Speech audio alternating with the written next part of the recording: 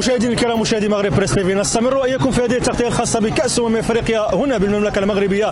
يحضر معي بطل من ابطال المغرب بالنسبه الي، هو بطل حقيقي، ولكن بغض النظر على انه بطل ستعرفون بطل في ماذا، ولكن هو بطل مكافح مناضل في الحياه. اكيد تعرفون ان هذه اللبسه هذه ماشي سهله انك تلبسها، اللبسه هذه صعيبه، ونتعرفوا على التفاصيل مع سي ياسين. اهلا وسهلا بك في مغرب بريس تيفي، وشكرا على تلبيه دعوتنا رغم انك من الصعوبه انك تهضر الى غير ذلك. مرحبا بكم ومرحبا بجميع الناس اللي جاوا لعندنا المغرب، ومن خوتنا التوانسه تحيه لهم، وماتش كان تبارك الله في المستوى، وتحيه الجزائر وديما مغرب.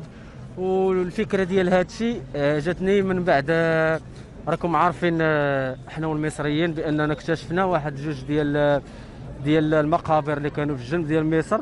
دونك انا جاتني الفكره بانني ندير فرعون مصري مغربي، فهمتيني. درت النجمه ديالي وهذه وصايبت الكسوه وعجبت الناس الفكره. دابا كيسولني شي واحد تيقول لي شكون نتايا؟ اين الكسوه هذه لما انت ترمز؟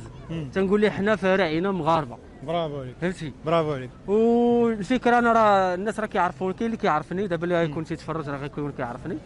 انا ما كنديرش غير هذا الستيل، كندير حتى لا دونس، انا بطل في لا دونس. مزيان ملي دويت على لا دونس. قلت لكم في البدايه انه بطل من ابطال المغرب في لا دونس. اعطينا فكره على النوعيه ديال لا دونس الى غير ذلك. بطل فين؟ كندير لا دونس بوبينغ. كنت خديت بطل المغرب في 2010.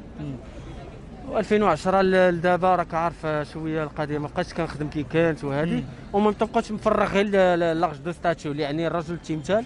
بقيت مفرغ عليه وخرجت الفكره في المغرب وصدقات، والدراري صحابي كلشي كيديرها. والحمد لله يعني ملي كنشوفوا بحال هكا مواهب كيديروا كيتقنوا كيخدموا البلاد بحال هكا، رموز لبلادهم كيهزوا بها. ما كرهش كاع الناس تكون عندهم فكره ويديروا شي فكره اللي هي كترمز لبلادنا وتقاليدنا. وهذا هو اللي كاين، وان شاء الله الكاس مغربيه وتبقى معنا هنا في المغرب. برافو عليك. السؤال الاخير، كنظن شويه ثقيله عليك هذه اللبسه هذيك، صعيبه. وقلت لي عندك يعني نوع اخر، يعني لبسات وحدين اخرين. كان صايب ديزاين بمناسبه كاس العالم، وكنوجد واحد روبوكوب ان شاء الله غيكونوا الروبو في كاس العالم، غيكونوا روبوكوب مغربي، وان شاء الله الله يقدر لي عليه، فهمتي. يعني كنلقى صعوبه كما كتشوف كنخرج هادشي غالي الماتريال يعني اللي كتصايب هادشي شويه ضروري. انا دابا 1000 درهم باش تقامت عليا هذيك الكسوه. 1000 درهم؟ 1000 درهم. ماهيش مصيبه هي؟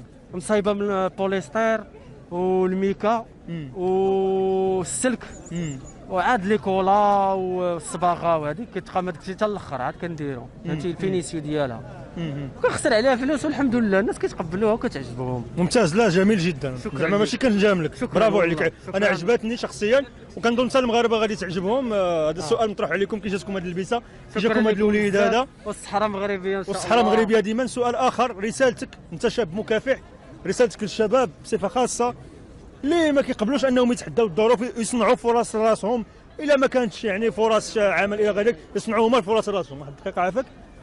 اول حاجه غنصح الشباب والناس ديال مرحبا بك. اجي تفضل. فهمتي. كنصح كاع الدراري اللي الشبان بحال هكا، اللي كيقول لك مثلا انا ما عندي ما ندير، ولا هذه هو عنده مثلا تقريبا 30 عام او 25 عام ما عنده ما يدير مثلا. كنصحوا انه يدبر على راسه وما يفكش صلاته، ضروري الصلاه ديالو يبقى فيها، لان الصلاه راه كتبعدك على الفحش والمنكر، وكتخلي لك رزيق ان شاء الله كيدخلك من عند الله سبحانه وتعالى، ربي اللي تيرزقك ديك الساعه.